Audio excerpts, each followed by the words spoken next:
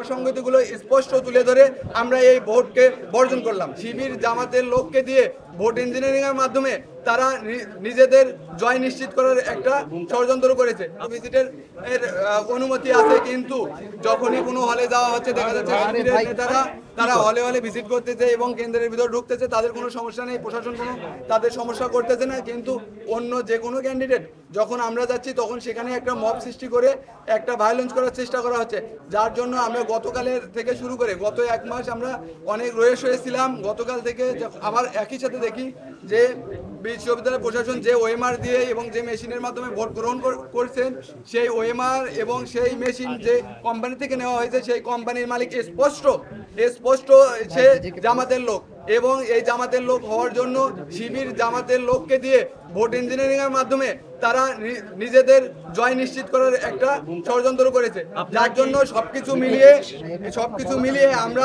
দেখলাম যে জাহাঙ্গীরনগর বিশ্ববিদ্যালয়ে 33 বছর পরে যে নির্বাচনটা হচ্ছিল সেই নির্বাচনটা আসলে সাধারণ শিক্ষার্থীদের মতের কোনো প্রতিফলনই ঘটবে না। আর যদি সাধারণ শিক্ষার্থীদের মতের প্রতিফলন না ঘটে, ভোট ইঞ্জিনিয়ারিং এর মাধ্যমে কোনো প্রার্থীকে সুযোগ দেওয়া হয়, কোনো প্রার্থীকে বিপি হিসেবে বের করার চেষ্টা করা হয়, সেই নির্বাচনে অবশ্যই জাতীয়তাবাদী ছাত্র দলের প্যানেল যুক্ত থাকতে পারে না, যুক্ত থাকবে না। আমরা যার জন্য এই অসঙ্গতিগুলো স্পষ্ট তুলে ধরে আমরা এই ভোটকে বর্জন করলাম। তার মানে আপনারা কি আপনাদের প্রার্থীতা প্রত্যাহার করে নিচ্ছেন?